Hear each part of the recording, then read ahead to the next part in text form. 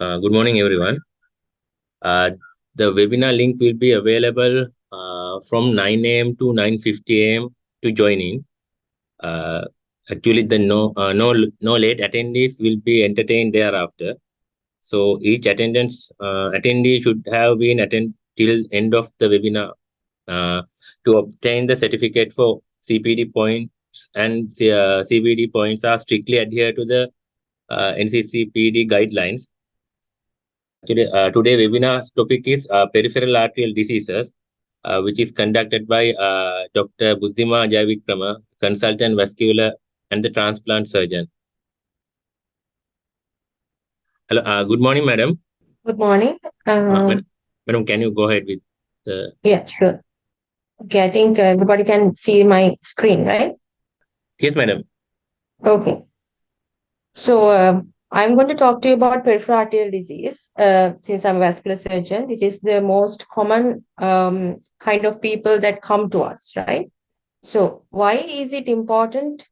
Uh, why is it important that you know about peripheral arterial disease as doctors, right?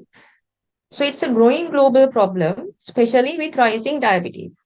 In Sri Lanka, it's about like 23% of the population are diabetics. So diabetes and peripheral artery disease go hand to hand, right? So all of you as doctors working in Sri Lanka and even in the lower middle income countries, because that is the huge, that is the rising problem in these countries, the diabetes. So you should know how to identify and how to manage patients with peripheral arterial disease, right? Because it's essentially a limb-threatening disease. People will lose their limbs if you do not identify it is the peripheral arterial disease in time. And it is associated with other cardiovascular diseases with increasing mortality and morbidity. So it's very important that you know about this. So what is peripheral arterial disease? Peripheral arterial disease is it's essentially a chronic disease process. You must have heard some things about acute limb ischemia, which is the acute cutoff of blood flow to a limb, whereas peripheral arterial disease is the chronic process, where gradually a person would, the perfusion to the limb would impair gradually. So it would be a stenotic lesion or it would be the complete occlusion, but it's a gradual onset. And etiology-wise, it's the atherosclerosis. As you know, that the heart gets all these coronary artery disease because of atherosclerosis involved in the coronary arteries. People get strokes and transient ischemic attacks and all sorts of cerebrovascular incidents because the carotids are affected. Similarly, when the peripheral arteries are affected by atherosclerosis, mainly, they get the peripheral arterial disease, right? The symptoms and signs of lack of blood flow to peripheries, right? So as I told, diabetes is the major risk factor, especially in these parts of the world. And the other main risk factor is the smoking. So if you get a patient with diabetes or if the patient smokes and patient comes with the foot wound, the, the message is you have to make sure that his blood flow to the limbs are fine, right? Before touching the patient, before putting a scalpel on that patient's foot, right? Okay. So, for management purposes and to assess the severity, there are always, there every disease has classification. The simplest classification for peripheral arterial disease is the Fontaine, right? So, it's a clinical classification. There will be patients who are asymptomatic, where you find, if you are like diabetic clinic medical officer, you get patients who, when you see patients, you check the pulse and no pulse, but they're not symptomatic for that. So there can be asymptomatic people for peripheral arterial disease. Then comes the stage 2 where they become symptomatic. So they come with claudication. I'll explain these things further, right? And then they may get rest pain at rest, and then finally ulceration or gangrene. So stage 1 to 4, that is Fontaine classification, that is the most simplest classification of peripheral arterial disease. So we'll go one by one. So claudication. So what is claudication? I think you all must have heard about it when you are medical students. These are things are taught in medical school. This is just a recap of things. So they get pain when they walk, right? So it's It's kind of a cramping, tightening type of pain, which affects a particular group of muscle. The most common thing that they would say is they get pain on their calves when walking. So it's essentially by exertion, right? So cramping, tightening type of pain, which occurs in a particular group of muscle, right? Which is brought about by exertion and is relieved by rest. Usually, when they rest for 5 to 10 minutes, that pain would disappear. But it is reproducible by same level of exertion, right? So that is called um, arterial type claudication, right? So cramping, tightening type of pain occurring in a particular group of muscle, which is induced by exertion, relieved by 5 to 10 minutes of rest, which is reproducible by the same level of exertion. And you call it, so you have to suspect if somebody, all these pain people would come with leg pain, right? So there are a lot of different reasons for a person to have leg pain. There can be musculoskeletal type of pains, there can be neurogenic type of pain, right? There can be varicose veins causing venous type of pain. So among all these differential diagnoses, because arterial type of claudication is the most significant, because that is the one eventually, if it progresses, would have the patient to have a risk of limb loss, right? Not the other things, right? So you have to identify it by the presentation of the patient. Cramping, tightening type of pain in a particular group of muscle induced by exertion, relieved by rest, and is reproducible by the same level of exertion. So they would tell 100 meters once they walk, they'll get a tightening pain, but it's not present when they start walking. It essentially comes when they walk 100 meters, right? So it's just an example. And when they stand for 5 to 10 minutes, the pain would be reduced. And they again walk, and again in 100 meters, they get the pain. So when somebody tells something like that, you have to suspect whether this could be a artery type of claudication, right? So there are a lot of other differential diagnosis, as I told.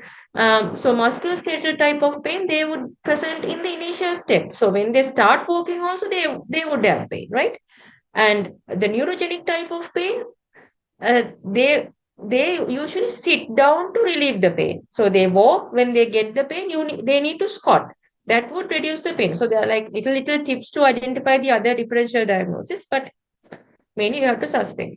And then a person comes into your clinic with a history suggestive of arterial claudication. Then you have to see how disabled he is because of the claudication, because that is important in our management, whether it is a disabling type of claudication or whether it is not. If it is disabling because of this walking disability, patient's day-to-day life is affected. So for it doesn't, the distance is not the problem. It's a very subjective thing. It's for that particular patient whether that claudication is disabling. For an example, if somebody has to walk to work and every 100 meters he has to stop and then he gets delayed to work, that is disabling too. And it affects his work, his job and his income and everything, right? Whereas if somebody drives to work and if he gets a pain just when he starts, go for an evening walk, it may not be disabling for him, right? So the disability is very, very subjective thing, right? So that you have to assess when you get a patient, because it's important to know whether it is a disabling type of claudication or a non-disabling type of claudication for our future management of the patient, right? And some of these claudicants, especially if it's like a higher up occlusion, like aortoiliac disease type occlusion, they may complain of impotence as well. That is called Rayleigh syndrome, and they may have absent femorals. But that you can assess. The most important thing is you have to identify you are seeing a patient with peripheral arterial disease. Then you can catch up from there, right? So now this is the first stage, the second stage of peripheral arterial disease, that asymptomatic claudication. Then they get, now claudication is pain while walking. It's like angina type for the heart. The angina, it's like on exertion. Then you get the pain at rest. So when the disease gets more and more severe, then you get the pain at rest. So rest pain, it's a very, very agonizing type of pain. These kind of patient, they suffer a lot, right? So this pain, how would you identify this pain? So in your wards, if you see a patient lying like this with a dressing on the foot, then you have to suspect whether this could be a peripheral arterial disease patient with a rest pain, because these patients, they get the pain when they are supine, when they are lying down, because the lack of the effect of gravity, they get pain, especially over the forefoot region, because forefoot is the distal most region that the blood will go, and that is the first to get affected, right? So forefoot pain, agonizing type of severe pain when the patient is lying down, and is relieved when the patient is hanging the foot down. When they hang the foot down, the gravity helps a little bit of, so this is like a neuroischemic type of pain. So the gravity helps little bit of blood flowing to the foot, and the nerves get little bit of blood, and the pain gets relieved, right? So they feel more comfortable with their feet down, right? And it's not relieved by a simple paracetamol or simple type of analgesics, right? Um, we essentially take the duration as more than 2 weeks. If a person has this type of severe agonizing pain affecting forefoot, exacerbated by while the patient is lying down, and is relieved by the foot once the foot is hanging down, not relieved by simple analgesics, and if persist for more than 2 weeks, you have to suspect whether this is chest pain and the patient is having peripheral arterial disease, right? Why the 2 weeks? If it is less than 2 weeks and patient having similar type of pain, you have to think of a more acute type of arterial pathology, right? And you have to manage it as an acute type of arterial pathology. Right. So now we know the presentations. They can be asymptomatic, they can be claudicants, they can have rest pain. Finally, they can have all sorts of tissue loss. So tissue loss can be gangrene. You know the gangrene, like dead blackish color parts of the foot. You see all these, you can see the toes and all, right? So those are gangrene. Or they can come with ulcerations, like tissue loss, right? So those are this is the last stage of severity of peripheral arterial disease, right? So they can be asymptomatic, they can be claudicants, pain while walking, they can have rest pain, pain while they sleep, and then finally they get to the tissue loss stage, right? So it's not like they come one stage after the other. There's nothing like that, right? Patient who are claudicant can get a tissue loss and come, right? They may not come with rest pain in between, right? So it's not like one thing after the other, but this is how the severity spreads, right? The presentations may at any stage, right? So once you take these two conditions, rest pain and tissue loss, we call it chronic limb threatening ischemia, CLTI. Previously, it was called critical limb ischemia. Both are the same, right? It's just the terminology has, modified. Right. So chronic limb threatening ischemia is when they have rest pain with or without tissue loss, either, right? So if they have rest pain, that is critical limb ischemia or chronic limb threatening ischemia. If they have tissue loss, this is chronic limb threatening ischemia or critical limb ischemia. Why you have to know those things? Because when at this stage, once they become to this stage, like rest pain, or if they get rest pain, or if they get a tissue loss, that means without intervention, they are going to lose the limb. So that they have gone to that critical stage, right? So that is critical limb ischemia, chronic limb threatening ischemia. If a patient has rest pain, or if a patient has ulcers or gangrene, that means it's critical limb ischemia. It is chronic limb threatening ischemia. Now the limb has got threatened. That you have to identify. Right. Right. Now you have a patient with peripheral arterial disease. Now history. Now I have told you about history. Now a claudicant, the things you have to ask. A patient with rest pain, how would you identify, right? And then you have to examine the person to find out whether this is really arterial insufficiency, right? And there are other objective assessment and then final radiological assessment. So we'll go by one, right? So when now you have seen the patient, you have taken a history, and now you are going to examine the patient. Obviously, because they don't have enough blood flow to the limbs, they have wasting of the leg, they are hair, they have loss of hair, and the skin has thin and it's shiny, right? Because uh, without blood flow, there's not much sweating, right? So those you can see these changes in the legs on inspection, right? And the nails have changed, brittle nails, and you can see all these colored brittle nails, right? And obviously, if the patient has an ulcer or a gangrene, you can appreciate it, right? I'll go to that later. But if it's just a claudicant, right? So the claudicant means that they are coming in the initial stage where they only get pain while walking, right? So what are the things you can see in their feet apart from this hairless, shiny, thin, dry skin? What are the other things you have to see? Because I told you most of these patients are diabetics, right? So the diabetics, because of the diabetes per se, without the part of peripheral arterial disease, diabetes, they have neuropathy and they have all these diabetic foot changes. So our peripheral arterial disease cohort also majority are diabetics now. So they would have all these changes of diabetic foot disease. For an example, you see, so they get their, we all have our foot touches, right? When you have diabetes, because the diabetes affects the sensory, motor, autonomic, all these aspects of the lower limbs, right? The muscle flexors and extensors, they are not working properly, right? So then what they would get is, first they would get a flat foot. So the arches would reduce and they would get flat foot. Then they may get the rocker bottom foot. I don't have a picture here where you get the middle of the foot hangs down. It acts like a rocker bottom.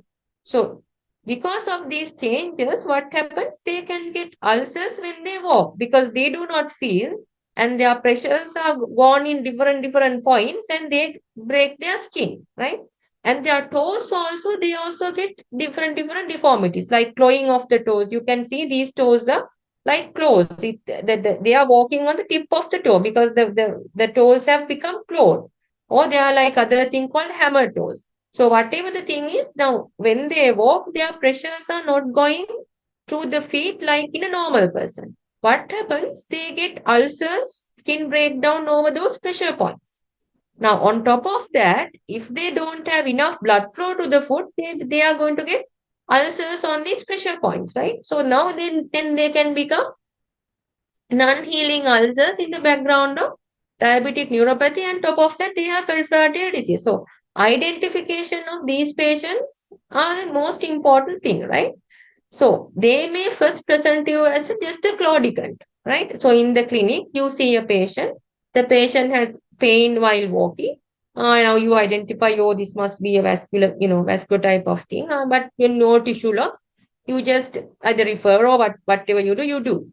But if you don't see the feet and you miss these things, and if you don't educate the patient about proper footwear, the next time you see the patient in the clinic, the patient is going to come with ulceration over these pressure areas. I think you can see these callosities we say, right? So you have to identify these in order to, instruct the patient what to do for these, right?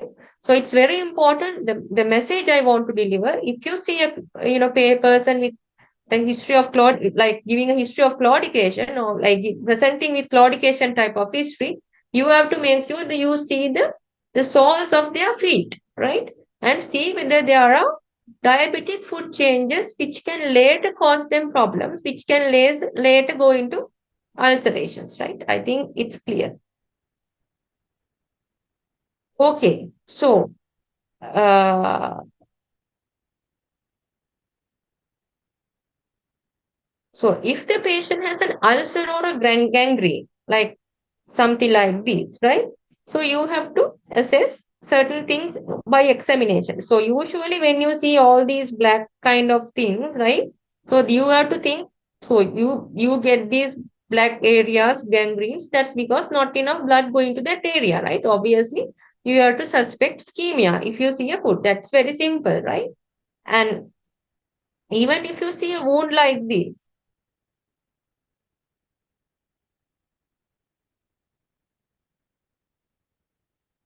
wound like this, you see like the amount of tissue loss and the amount of the slough, the necrotic tissues you see on the base, right?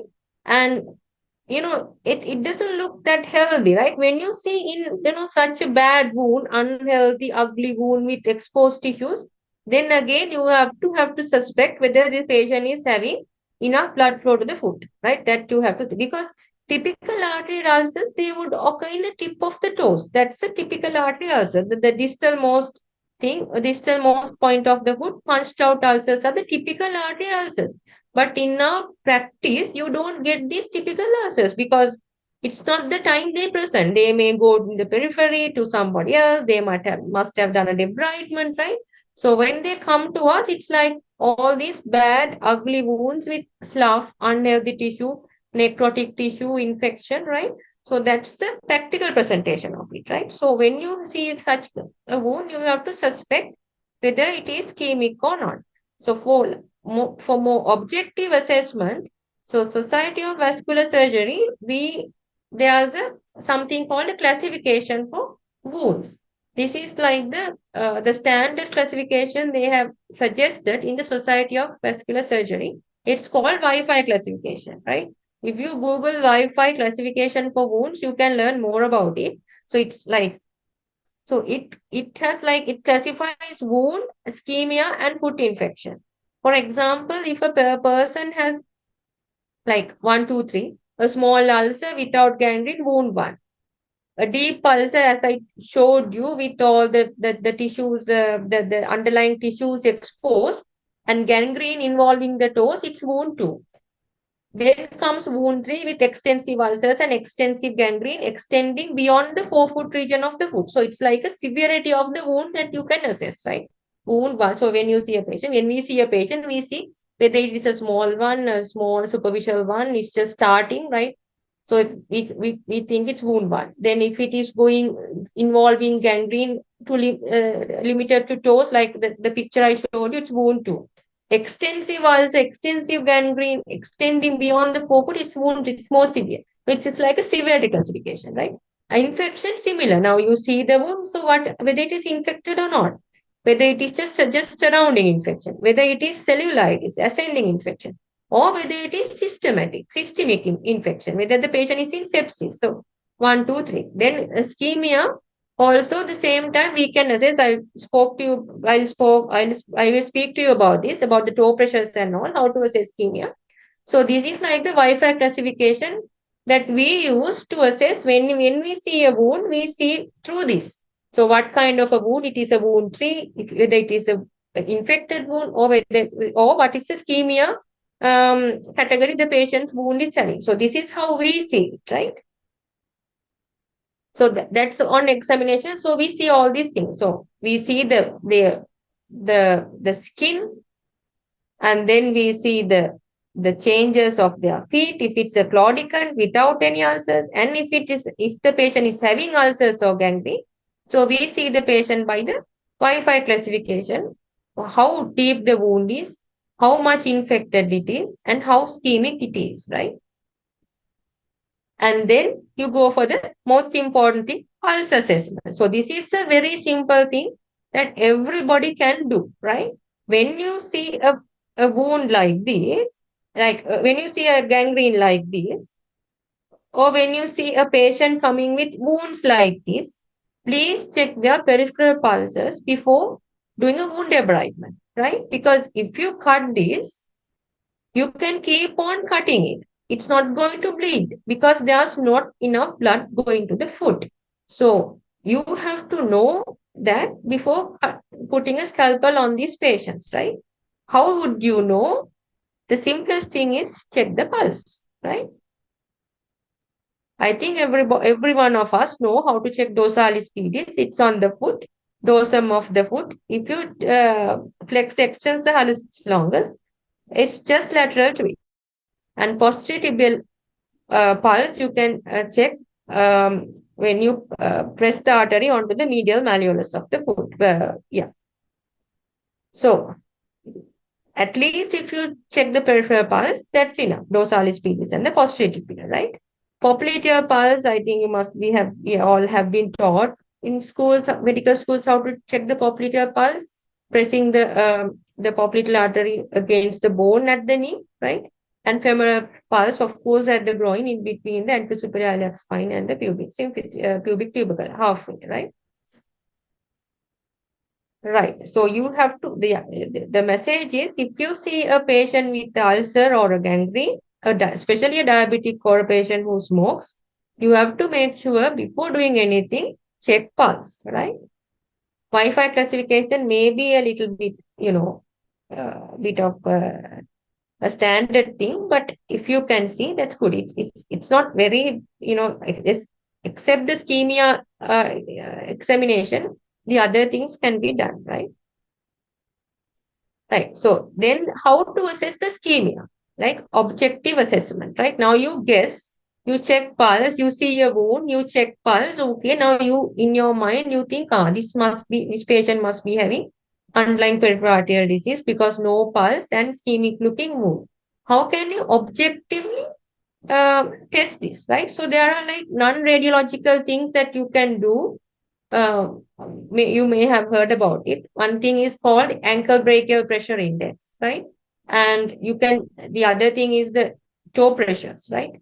There's another entity called transcutaneous oxygen saturation. We don't have, gadgets to check it, right? So the simplest things you can do are the ankle brachial pressure index and the toe pressures, right? So ankle brachial pressure index, it's usually you put these BP cuff in the lower one third of the calf. You need to have a handheld Doppler, a small gadget. I think you all must have seen. If you put the Doppler probe on the artery, you can hear the sound, right? The arterial sound. So if you put the cuff in the BP cuff in the lower one third of the calf, and put the probe on top of the dorsalis pedis, inflate the cuff. It's like, checking blood pressure. Inflate the cuff. You can hear the sound waves from the Doppler, right? You get at a certain point, the sound wave would disappear, right? And when you decuff, the deflate the cuff, then the sound wave would reappear. So you get that particular value, right? So that is called the ankle pressure. You do it on the posterior tibial artery as well. So you do the same thing on the dorsalis pedis and the posterior tibial artery, and you get the highest value out of the two. That is called the ankle pressure, right? So you do the same thing on the brachial artery, both sides, and you get the highest brachial pressure, right? On both arms, you check the same thing, like you check for blood pressure, and you get the value. So if you divide the ankle pressure by the brachial pressure, that in a normal person should be 1 or zero point 0.9, right? In a person with peripheral arterial disease, it is less than 0.8. Right? So that's how you diagnose. But the problem of ankle brachial pressure index, it's not that specific, especially if you have very calcified vessels. Because most of our patients are diabetics and they have, say, chronic kidney disease, they have very, very calcified vessels. So when you try to compress the artery with the cuff, they are not compressible. So your ABPI values in most of our patients, they become more than 1. Right, so that's a problem. So when it becomes more than 1, you can't say it's not peripheral disease. That is because the patients have calcified vessels, so it's not a very sensitive or specific test. So it's not confirmatory, it's not diagnostic. Just because a patient has ABPI more than 1, you are not going to tell, this patient is not having peripheral. There's nothing like that. So that is because the patient has calcified vessels. This is like a very supportive thing. If a person has evidence of peripheral arterial disease clinically and you do a BPI and it comes as 0.5, now this you are looking at a person with peripheral arterial disease. Or even once you revascularize, imagine now you do a bypass on a patient and you have to follow the patient up and see how his perfusion has improved. So if he had ABPI less than 0.5 to start with, and if his post-operative ABPI goes up to 0.7, okay, now he has improved. No, it's something like that. So it's just supportive evidence. It's not confirmated ABPI. So because ABPI is not confirmatory because of calcified vessels, people thought, is there anywhere else that we can get a more accurate measurement? Then came the toe pressure assessment, right? Toe pressure is like the similar thing you do in the big toe. There are ready-made small cuffs. The same cuffs there are small cuffs for the big toe. You can apply that on the big toe, and there's a small machine that you can check the pressure by inflating the cuff. The similar thing you can do to the toe, right? So the toe pressure, absolute toe pressure in a normal person is more than 60 millimeters per mercury. So this is secured. Usually, even in diabetics, the digital vessels are the last to get calcified. So they would have preserved vessels, right? So the toe pressures are more accurate. So if the toe pressure is more than 60, so that you are satisfied with the perfusion. If it is 40 to 60, it is now it's affected. If it is 30 to 40, it's more affected. Less than 30 is the severe ischemia. So that is why the Wi-Fi people, they took the ischemia part with the toe pressure, right? We also have certain centers, we have the toe pressure measurements, right? But if you have it, it's easier, right? Okay, right. Now you have a patient with peripheral arterial disease. So these may be at different stages. First, we'll talk about the claudican, right? Now we are going to have an example of a claudican. Excuse me.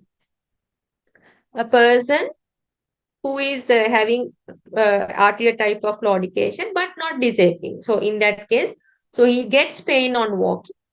He continues his routine day-to-day activities. It's just he gets the pain, and that's why he's worried. It's not affecting his lifestyle, or it's not affecting his job or income or anything. So it's non-disabling claudical, right? So what to do next? Are we going to image the person, right? So when to image, right? So it's very common. I'm telling this because most of us as vascular surgeons, because there are very few people around the country in peripheries, so we get people with claudication with duplex scans, right? Or for any other, even the person with the wound comes with a duplex scan, which is not necessary, especially if it's a claudicant, right? We usually don't image just a claudicant if we are not planning to intervene. The idea of imaging is to plan our intervention, right? If the patient has clinically he's an arterial claudicant with no pulses, right? And all the evidence of arterial ischemia, but is a non-disabling claudicant, we don't need a arterial duplex to diagnose it. Because I already know, right? This patient having arterial type of claudication. But if I am not going to intervene with that patient, then I would not scan the patient. I would do an imaging if I decide to intervene the patient. That's what I want to tell, right? So a non-disabling claudicant, why it is not recommended to go for intervention? So as you know, all our clinical decisions are based on risk versus benefits, right? For a non-disabling claudicant, doing an intervention has a higher risk than the potential benefit it can provide, right? Because if you correctly manage the patient may jolly well live with the limb throughout, but you have to give correct advices, right? If you try to go and do something to this patient, if things go wrong, he can even lose the limb. So people have done all these research and all the random controlled and all the trials, and then they have come to the conclusion for non-disabling type of arterial claudicants, you don't need to do arterial interventions to at the start, right? You can manage them conservatively at the beginning, and then but you are going to follow him up, right? So because the risk of interventions outweigh the potential benefit of an intervention for arterial type non-disabling claudicals, only non-disabling, right? So for them, we do not do duplex scans. Why? Now we have decided I'm not going to intervene for this patient, and you do a scan. Patient is going to have a scan report and going to have undue anxiety because of the scan report, right? So they would just keep on worrying. Oh my God, I have something wrong in my. There's a scan report telling there's something horribly wrong in my legs, and I am not getting anything done for it. That is undue anxiety, right? So to prevent it, we do not advise to do arterial duplex scans just for non-disabling claudicants, right? So that's all. And then how would you manage a non-disabling claudican? So you ask them to exercise.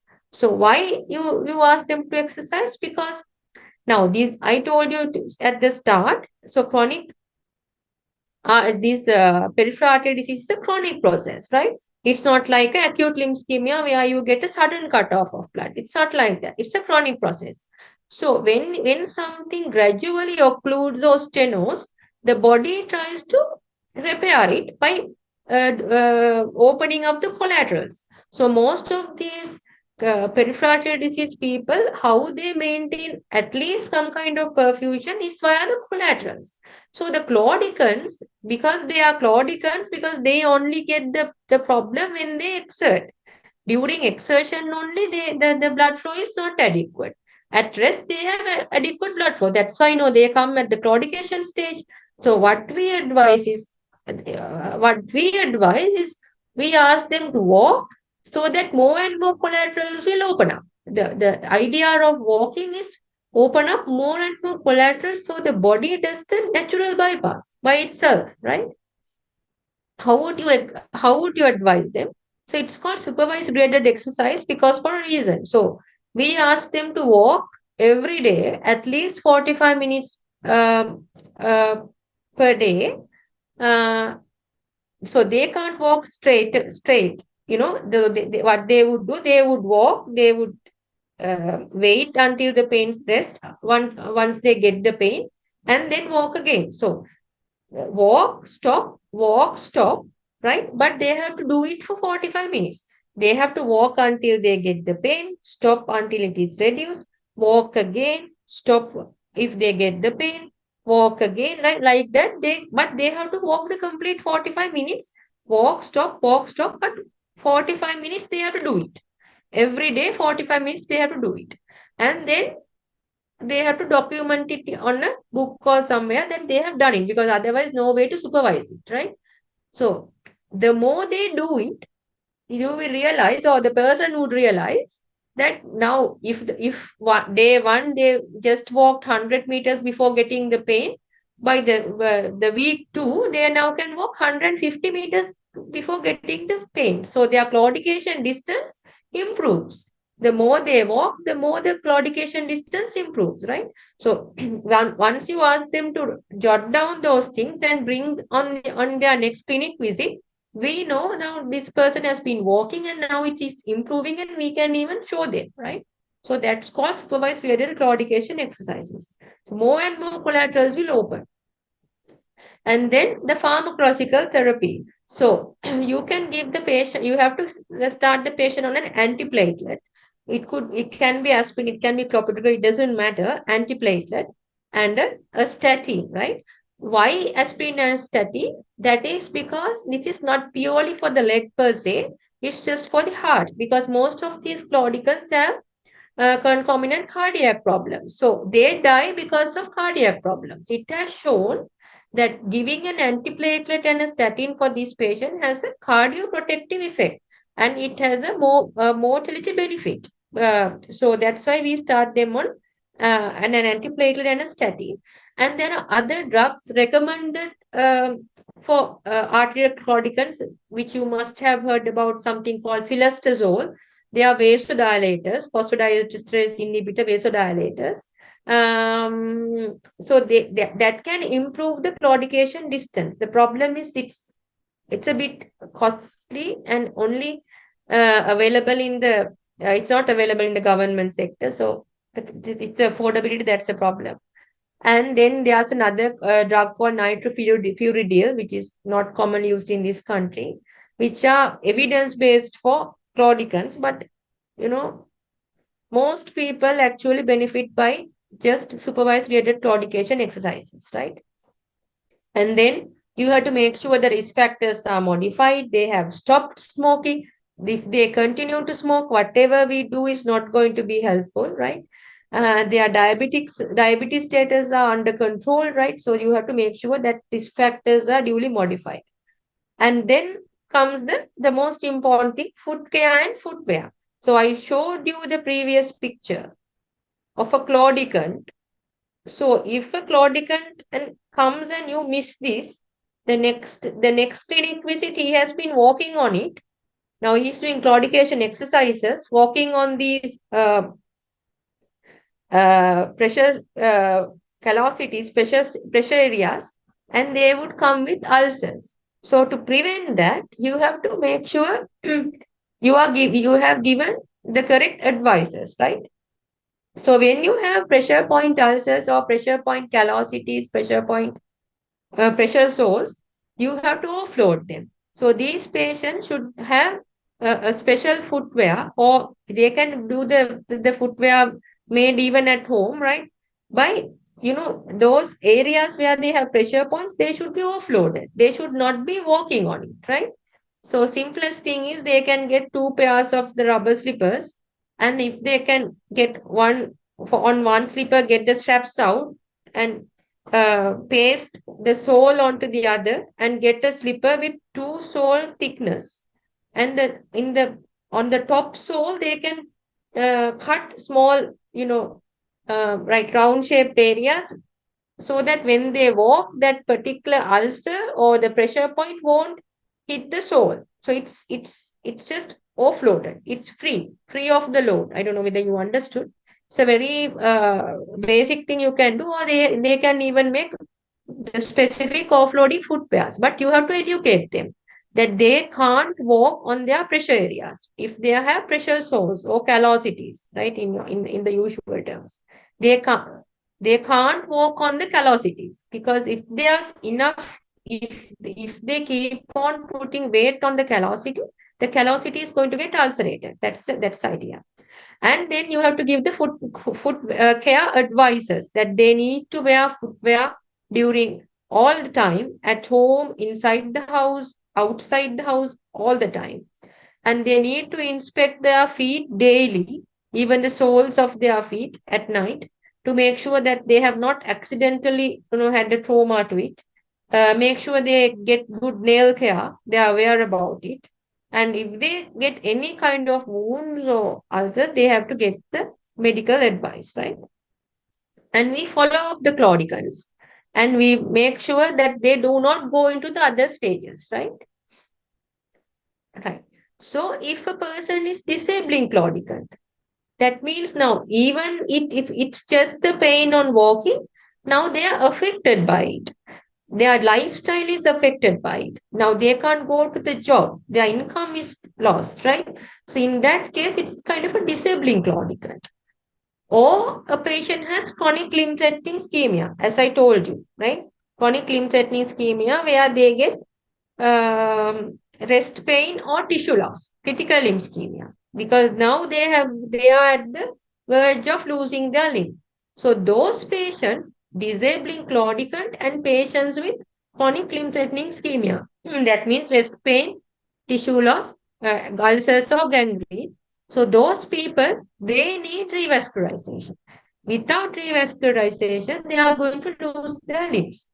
So for those patients, then you have to go for the radiological assessment. You have to image. Now, because we are decided to revascularize these patients, now you have to assess them, assess their arterial system, and see what you can do, right? So imaging in lower limb arterial disease, the most simplest thing is the duplex ultrasound, right? So duplex ultrasound is a non-invasive type of measurement of blood flow. It's the normal ultrasound, but you combine it with the color flow and the velocities, right? Pulse wave, right?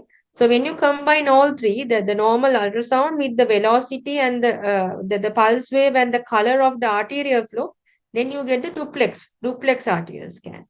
That can assess the patency of vessels, flow velocities, flow patterns, and the degree of stenosis. All these things can be checked just by the simpler scanning, right? If you know how to do it, right? The but it's operator dependent, because it's a scan now, so it's you have to be mastered in the techniques to identify the subtle details, right? So it's operator dependent. And the other problem of duplex is It's very difficult to check the suprainguinal vessels like the iliacs because of the bowel gases, bowel shadows and all. Above the inguinal ligament, it's very difficult to see. But intrainguinal arteries, femoral arteries, popliteal distal, you can see by duplex ultrasounds, right? And calcified vessels also, it will be a bit difficult to see. So in such instances, you can use the computed tomography, CT scan, CT angiograms. So CT angiogram, especially for suprainguinal diseases, it will give a nice view of the aorta and the iliacs, right? The stenotic lesions, right? And it's relatively available in the country. The disadvantages again are the use of contrast medium and the contrast-related problems, allergies, right? And again, sometimes if it is really, really calcified, the calcium and the blood flow will have the similar white color, which would be bit difficult to identify that, but that also can be changed on the console and see, right? Okay. And then MRAs, I mean, if available, that's fine, but we do not have MRA facilities in our country, that freely. So then there's something called digital subtraction angiography. So digital subtraction angiography, in contrast to CT angiogram. Now, if you are doing a CT angiogram, it's a venous access, right? So you put a venous cannula and you put the contrast into the vein, and by timing only you get the arterial flow, right? But in DSAs, digital subtraction angiograms, you directly enter the artery of the vessel, the artery of the leg that you are going to check, right? For an example, if it's the right lower limb that you want to do a DSA, you enter the right femoral, right? And then you inject the dye directly into the artery. And then you get the nice arterial flow where the stenotic lesions are. It's very, very clear. So it's like the gold standard because you directly see the arterial flow, right? But as you can imagine, now you are going to puncture an artery, put sheets, right? So you are going to do a very invasive procedure, right? So because entering into an artery, puncturing an artery, so it will have its own complications like hematomas, pseudoaneurysms, thrombosis of the vessel, embolizations, right? So it can even go into a limb loss stage. So it's very damaging. It's very risky for the patient, right? So because of that, we reserve it to patients. We do the therapeutic option at the same time. For an example, if you are going to do an angioplasty or if you decided to do an angioplasty on a patient, you do the digital subtraction angiogram and then you do the treatment at the same time. So taking that risk of limb loss, taking that risk of all these procedure complication is worthwhile. Otherwise, just for an investigation purpose, if you do DSAs, the risk of complications are higher, right? But if you are going to treat the patient at the same time, put a balloon in and dilate the vessel at the same time, then that's fine, right? Okay. Now we have clinically assessed, examined, and we have done the relevant investigations. Now, how would you treat decide on the management of the patient, right? So decision making, we go by what we call this is a mnemonic plan, right? So the decision making is whether the patient can be revascularized or not, right? Whether the limb can be salvaged or not, right? So it's not a very straightforward thing. It's a combination of factors. So that's why we go by this thing plan, right?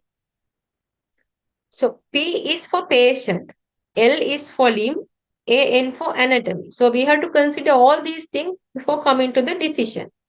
So first of all, if a person comes with a critical limb ischemia and a wound, right? So if we imagine like this type of wound, right?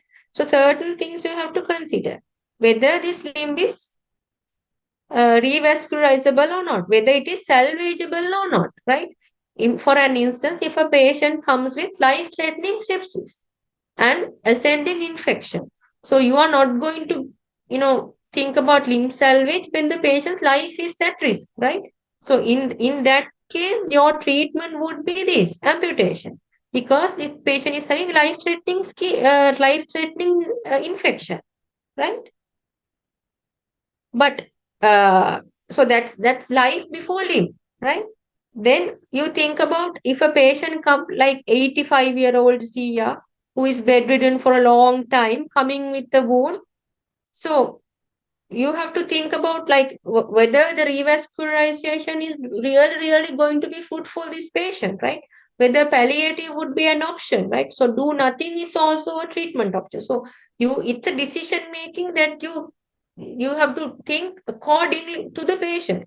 If a patient comes with life threatening sepsis, life before the limb. If a person comes with like elderly bedbound patient, so maybe the palliation would be the option, right? So it's like a whole sort of thinking process that goes on, right? So finally, if you think it's salvageable, then again there are certain things. So patient. Now, if the patient is having a recent myocardial infarction and his ejection fraction is 20, you are not going to go and do an open bypass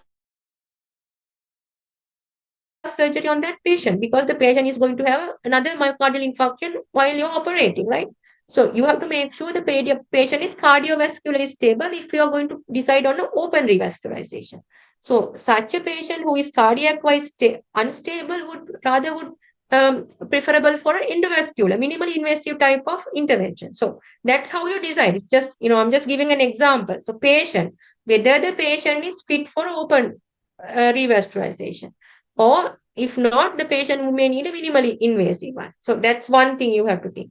Then you get the limb factors. Like, so what's a Wi-Fi classification, right? Which one needs for, what is more likely to get amputated if you do not intervene?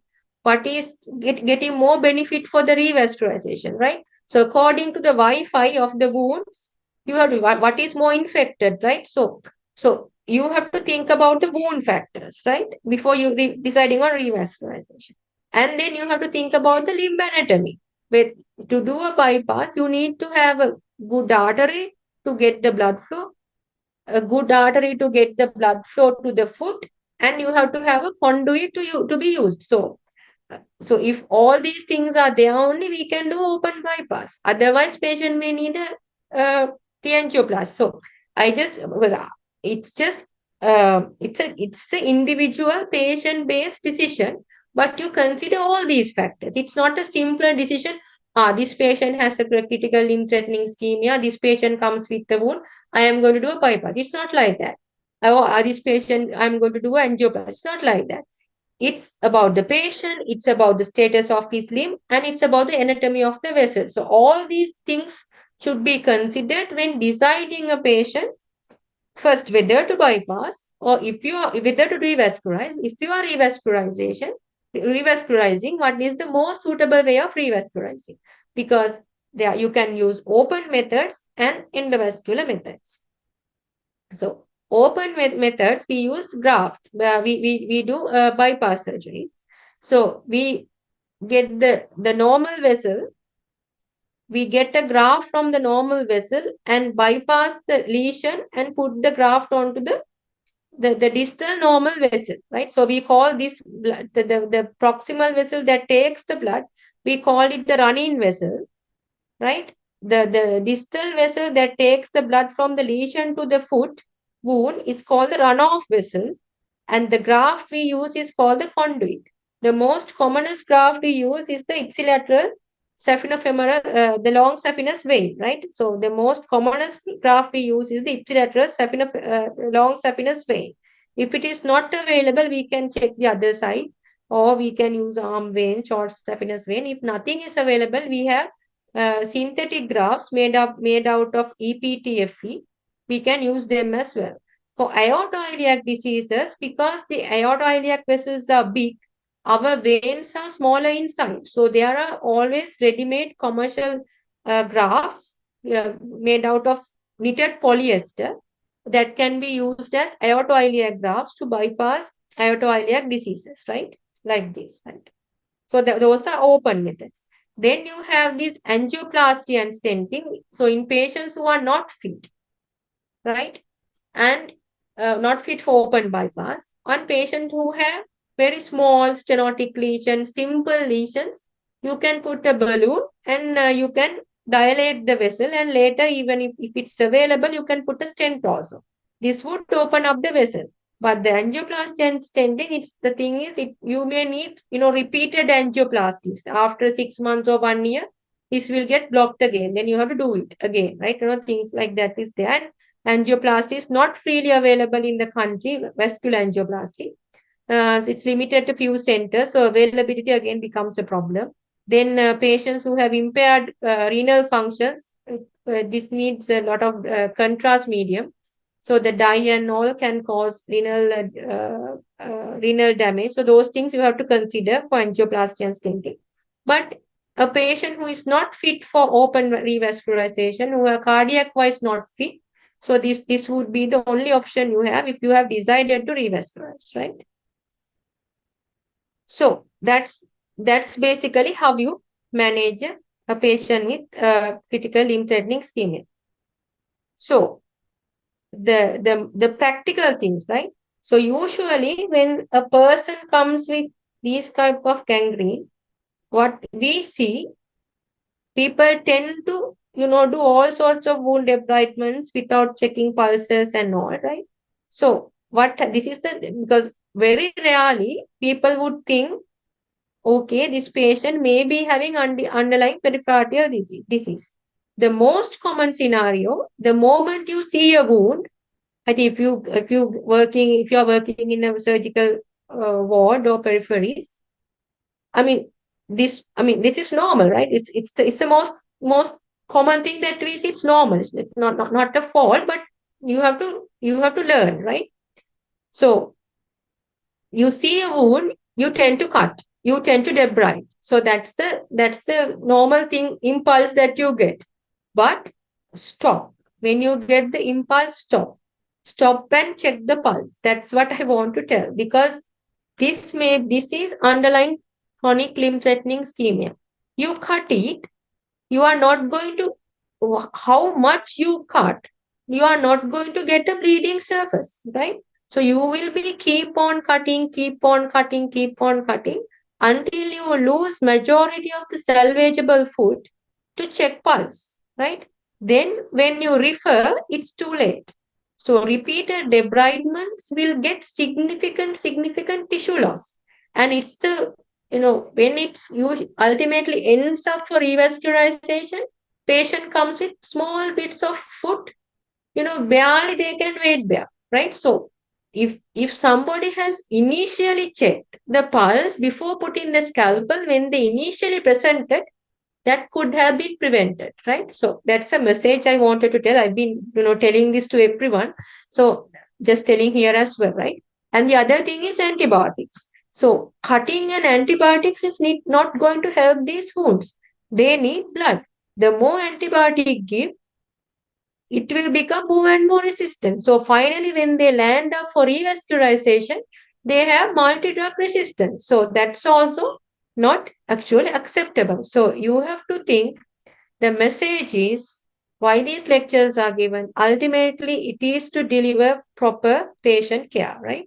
So what I as a vascular surgeon want to tell everyone is that if you see a foot wound, especially in a diabetic or in a smoker, before putting a scalpel onto a person's feet, please check pulse and identify. If there's no pulse, please make sure you get somebody who is expertised for it before putting a scalpel.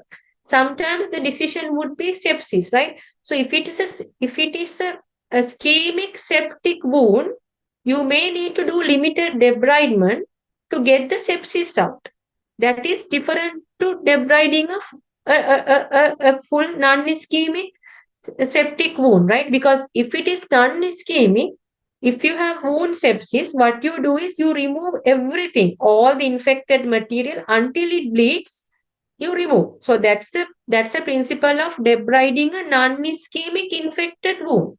But that's not the principle of debriding a ischemic infected wound. When it is ischemic, how much you cut, you are not going to get a bleeding surface. The more you cut, more it's going to get black. The day after, when you cut, it will be red. The next day, it will get black. So you cut again. So that's not going to stop, right?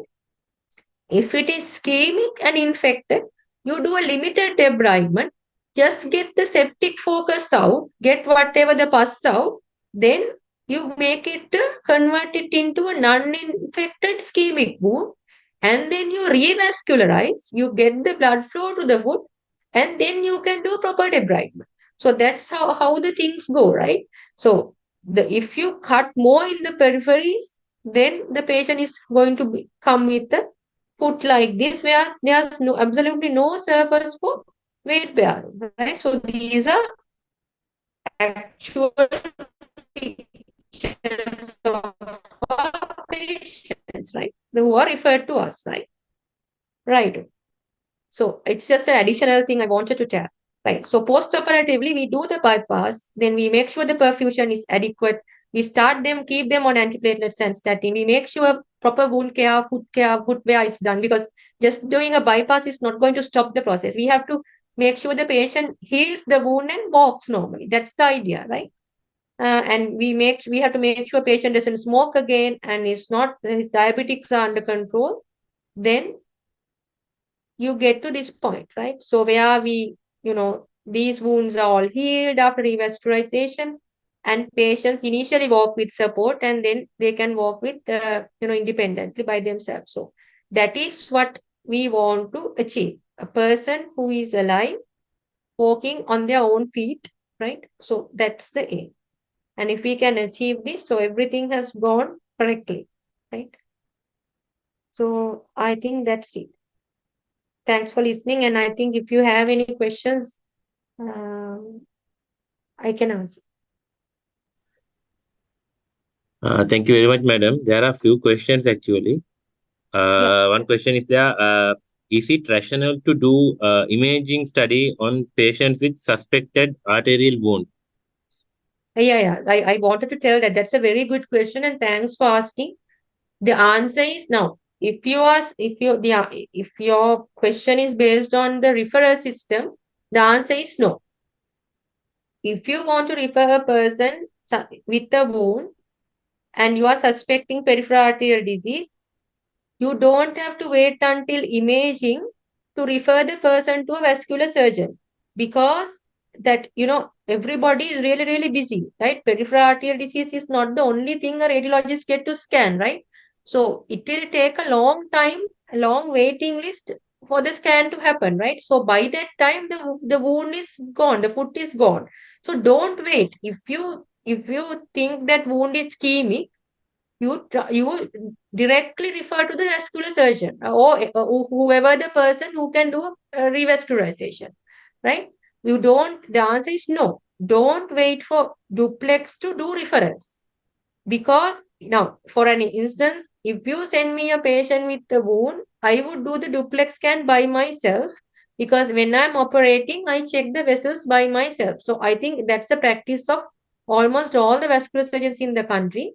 So there's no point of waiting.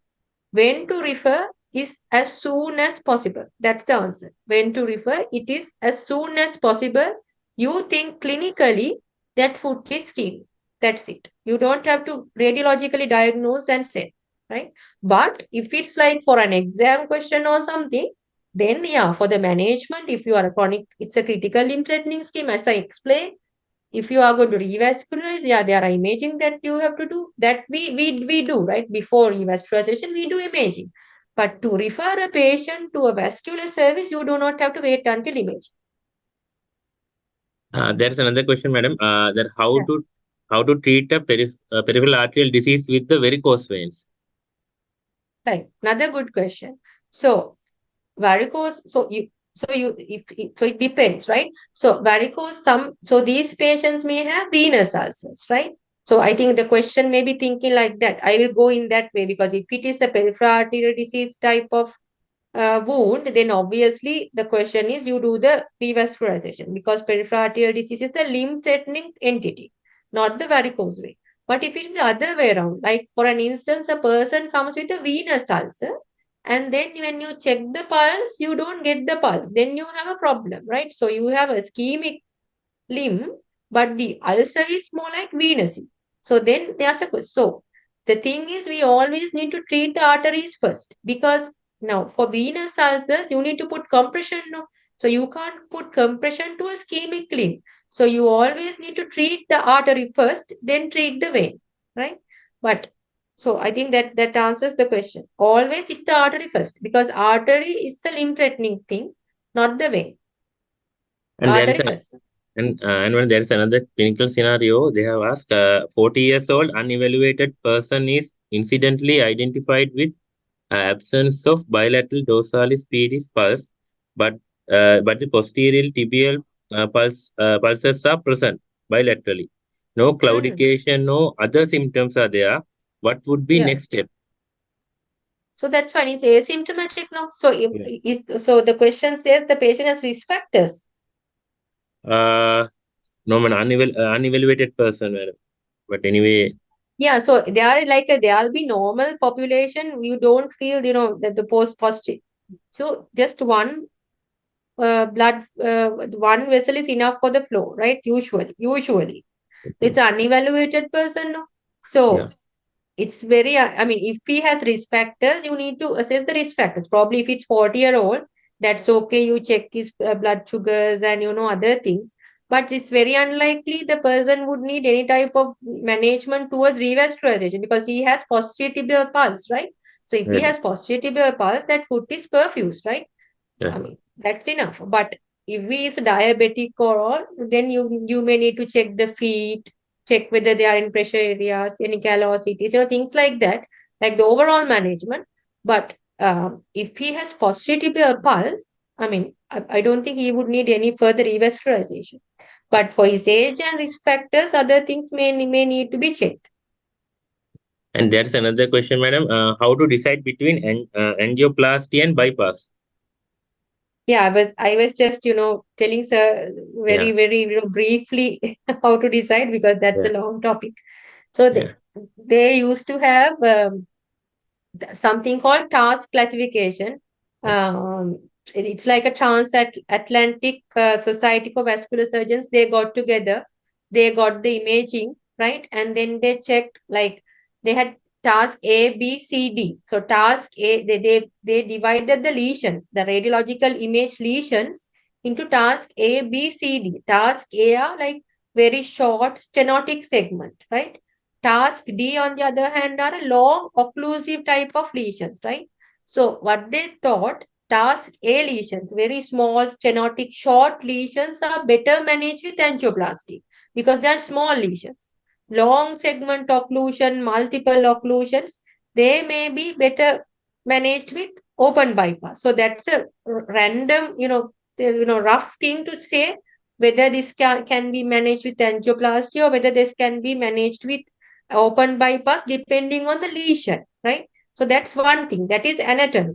Then you have to think about the patient factors, like if a patient, like how much the patient can, even with the long lesion, if a patient is having recent myocardial infarction or his ejection fraction is 20, that patient is not suitable for a bypass. That patient eventually would require a minimally active angioplasty type of revascularization. So it's not just a one thing. Is you have to think about the patient factors, you have to think about the anatomical factors of the vessels, and then you have to think about the limb factors. When you consider all these three, and then you come to the decision. And a very last question that Yeah. how common in children's, madam? They ask how common in Uh, children. no, it's not common in children, purely because now the risk factors are diabetes and smoking. No, so there are other type in like arteritis. There are certain things, but they're not common in our country. Even in Europe, I don't think they are very common. So these are the two things that are very common in the world, like diabetes and smoking. So it's essentially disease of the elderly, not in children. They can have, when they have, they can have like things like arteritis, like that, like connective tissue type of things, but not pure peripheral arterial disease. Uh, okay. Our sincere thanks to Dr. Buddhima Jayawickrama, the Consultant Vascular and the Transplant Surgeon, for her excellent lecture and the precious time. Thank you very much, madam, again.